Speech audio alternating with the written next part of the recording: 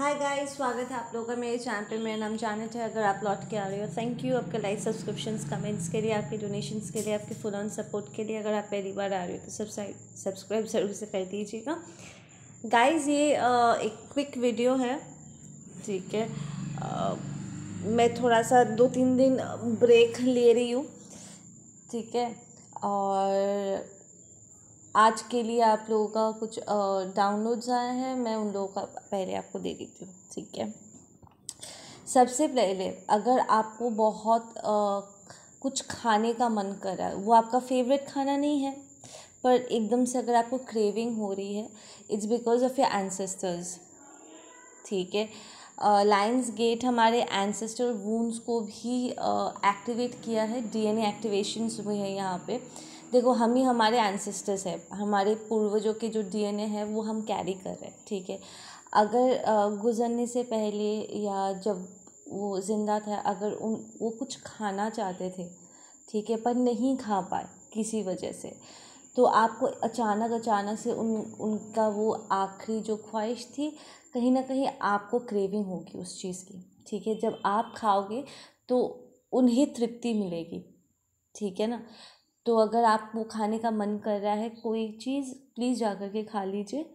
नहीं तो अगर आप वेजिटेरियन हो और कुछ नॉन वेज खाने का अगर मन कर रहा है तो आप कौवों को खिला सकते हैं। ध्यान रहे कि एनिमल्स को मसालेदार खाना पसंद नहीं, उनके लिए सेहत के लिए ठीक नहीं है। तो अगर आप डॉग्स को, कैट्स को, कौवों को खिला रहे हो तो बॉइल्ड फूड खिलाना है बिना नमक मसाले का, ठीक है। अगर नॉन वेज बना रहे हो तो उसमें सिर्फ थोड़ा सा हल्दी देकर बॉईल करना है, ठीक है। हेल्दी खाना देना है उन्हें, और कुछ मसालेदार नहीं देना है, तीखा वीखा डाल करके वो उनकी तबीयत के लिए अच्छा नहीं होता है, ठीक है। एक और पूर्वजों से रिलेटेड मैसेज ये आया है कि आप में से बहुत से एंसेस्टर्स रिकार्नेट करने वाले हैं, ठीक है।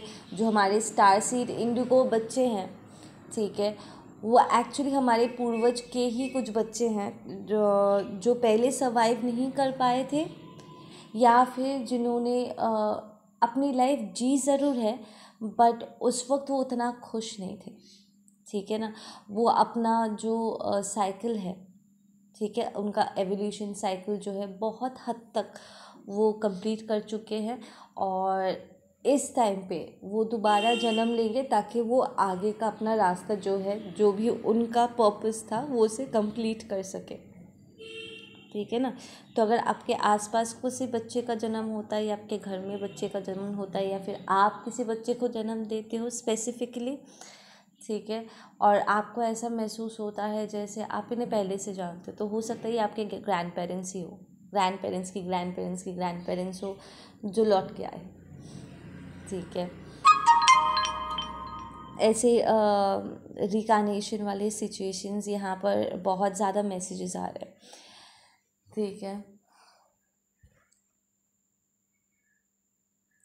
ओके, एक वार्निंग मैसेज है कि अगर आपने पहले भी साइकिक अटैक्स झेले हैं, ठीक है, एक स्पेसिफिक ऐसा व्यक्ति है जो पहले भी आपको मेंटली और इमोशनली हैरेस कर चुका है, लाइक एक्टिवली वो हैरेस कर चुके, इस टाइम पे वो इस पोर्टल का इस्तेमाल करते हुए वो फिर से आप पर एक अटैक भेज चुके हैं, एक और भेजेंगे, ठीक है। अगर आपको अचानक से आउट ऑफ द ब्लूम, ठीक है, सुसाइडल थॉट्स आ रहे हैं, स्पेसिफिकली मैं सुसाइडल थॉट्स के, ठीक है, तो ध्यान रहे ये एक्चुअली एक साइकिक अटैक है, ठीक है। आप अपने लाइफ में कंटेंट हो, ठीक है, पर्च कर रहे हो, अपने एवोल्यूशन को लेकर के, अपना स्पिरिचुअलिटी लेकर के आप आगे बढ़ रहे हो, और एकदम से आपको अगर एक डिप्रेसिंग वाली एनर्जी ऐसा महसूस होता है,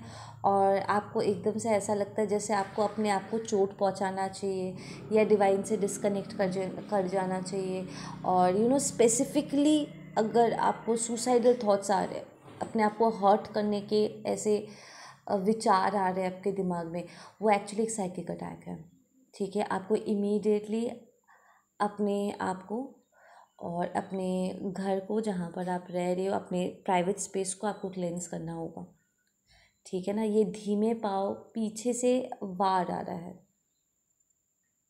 ठीक है, इस बात का ध्यान रखिएगा। घर में अगर छोटे बच्चे हैं, ठीक है, आप लोग की एनर्जी से मुझे थोड़ा सा बच्चों लोग की तरफ से थोड़ा सा सैड वाला एनर्जी आई है।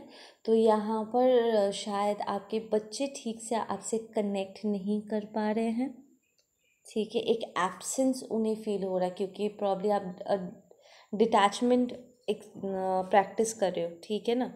तो इसके चलते आपके बच्चे कहीं ना कहीं आपको महसूस नहीं कर पा रहे, आपको फील नहीं कर पा रहे, आपके फादरली मदरली इमोशंस उन्हें मिल नहीं रहा है, जिसकी वजह से उन्हें थोड़ा सा तकलीफ़ हो रहा है। तो प्लीज़ अपने बच्चों का ज़्यादा से ज़्यादा करके ध्यान रखना है, ठीक है ना।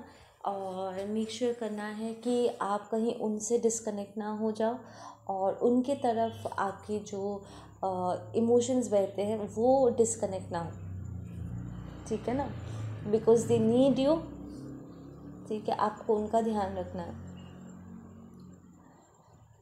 आई स्पेसिफिकली फेल्ट कि यहाँ पर कोई बच्चा है जो बीमार पड़ रहा है, लाइक आउट ऑफ सैडनेस वो बीमार पड़ रहा है, उसे ऐसा लग रहा है जैसे वो अपने पेरेंट्स के लिए बोझ बन चुका है, ठीक है। अगर आप सेपरेशन से गुजर रहे हो, लाइक यू नो डिवोर्स वगैरह से सिचुएशन से गुजर रहे हो, तो यहाँ पर स्पेसिफिकली कोई छोटा सा बच्चा है, छोटी सी बच्ची है, ठीक है ना। कि बिकॉज बच्चों का ना जेंडर ऐसे एनर्जी पिक नहीं होता है, वो एकदम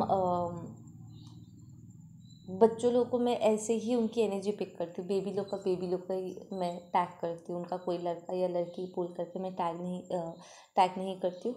तो यहाँ पर कोई बेबी है, ठीक है, जिसे लगता है कि उसके पेरेंट्स के सेपरेशन के पीछे वो कारण है, ठीक है, बिकॉज पेरेंट्स हमेशा फाइट करते हैं, एंड वो आउट ऑफ डिप्रेशन वो बहुत बीमार अब पड़ने वाला है, ठीक है ना। बहुत सैड हो रहा है, उसका इमोशनल बॉडी बहुत ज़्यादा ना हैवी हो चुका है, क्योंकि वो बहुत सेल्फ सैबोटेजिंग थॉट्स उसके दिमाग में घुस चुका है, वो अपने आप को ज़िम्मेदार ठहरा रहा है।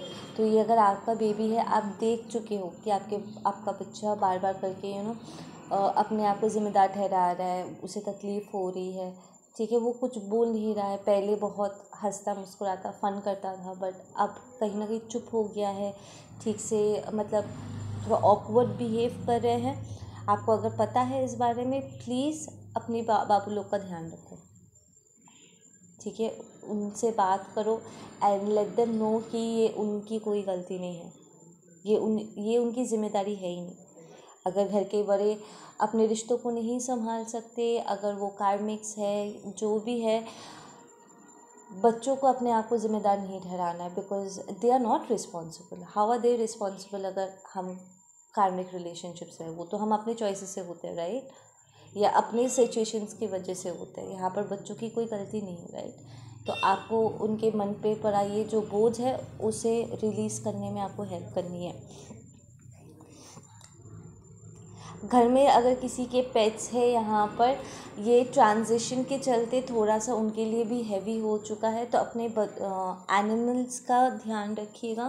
पेट बेबीज़ जिनके पास है, मेरे जैसे, ठीक है, उन्हें इस वक्त थोड़ा सा जो है इन्फेक्शन वगैरह हो सकता है, लाइक शायद एकदम से वो खाना नहीं खाए, हाँ, ज़्यादा सोए, थोड़ा सा आपको लगे कि थोड़ा लेथार्जिक बिहेव कर रहे हैं, थोड़ा ज़्यादा ही सो रहे हैं and all, it's because internally ना वो थोड़ा सा उनका तबीयत डाउन है, ठीक है ना। ये एनर्जी का जो ये शिफ्टिंग है उसका थोड़ा सा असर उन पे हुआ है। तो इन्फेक्शन होना, वॉमिटिंग होना, थोड़ा सा लूज़ मोशन होना, ठीक से नहीं सोना या हद से ज़्यादा सोना, थोड़ा अबनॉर्मल बिहेवियर अगर आपको दिखता है तो प्लीज़ बच्चों को ज़्यादा करके ध्यान रखिएगा।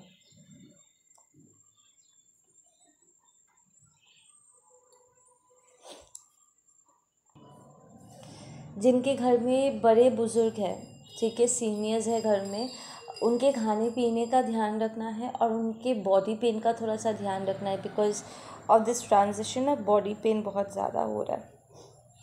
तो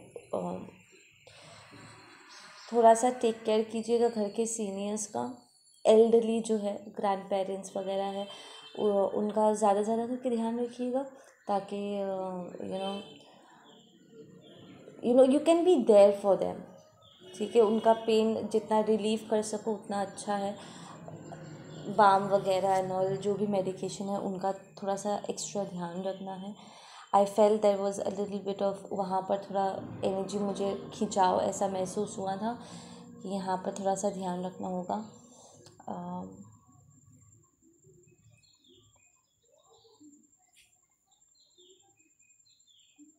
other than all of this, I feel कि आप में से बहुत से लोगों ने इस ट्रांजिशन का जो एक प्रेशर था ना, उसे आप क्लियर कर चुके हैं।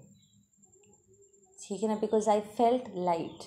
इट्स लाइक इस पोर्टल को पार करने के लिए जो परीक्षा हमें देनी थी, ठीक है ना, कि हम अपने कार्मिक से डिटैच लाइक डिस्कनेक्ट करें, ठीक है, कॉर्ड प्लकिंग करें, उन कार्मिक साइकिल्स का दी एंड करें, ताकि एक नई शुरुआत हो सके। जो परीक्षा थी स्पेसिफिकली वो हम ऑलरेडी पार कर चुके हैं, बिकॉज कलेक्टिव से मुझे एनर्जी डिटैच्ड होकर के हर्मिट मोड पे अभी मुझे महसूस हो रहा है। ठीक है ना, ये जो एक ट्रांजिशन से गुजरने के बाद का जो एक डाउनलोड टाइम होता है ना, रेस्टिंग टाइम होता है, जहाँ पर परीक्षा देने के बाद हम थोड़ा सा टायर्ड हो जाते हैं और हर्मिट मोड पे रहते हैं, यहाँ पर हमें और भी ज़्यादा क्लैरिटी मिल रही होती है।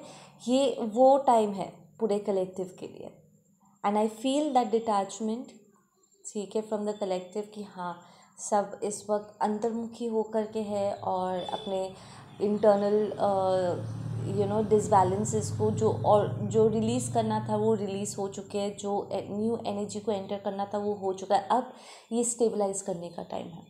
ठीक है, तो आप लोग स्पेसिफिकली इस वक्त अपने नए एनर्जीज़ को स्टेबलाइज कर रहे हो।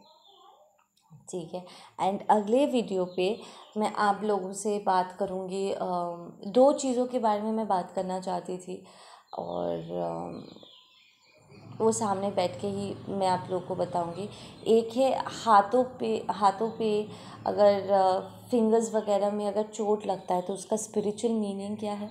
स्पेसिफिकली साइकिक अटैक है तो आपके जो एनिमीज़ है, जो नेगेटिव एंटिटीज़ है, वो आपको कहाँ पर चोट करने की कोशिश करे, कहाँ पर आपको कमज़ोर करने की कोशिश कर रहे हैं, या फिर पहले से ही आपके बन चाक्रा के इश्यूज़ हैं।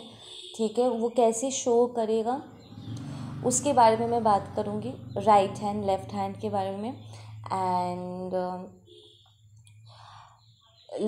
अट्रैक्ट करना, लॉ ऑफ अट्रैक्शन, अट्रैक्ट करने में और मैनिफेस्ट करने में क्या अंतर होता है, ठीक है, उसके बारे में हम लोग बात करेंगे। ठीक है ना, तो आप लोग अपना ध्यान रखो। मैं मिलती हूँ आप लोगों से अपनी अगले वीडियो पे। Take care, bye.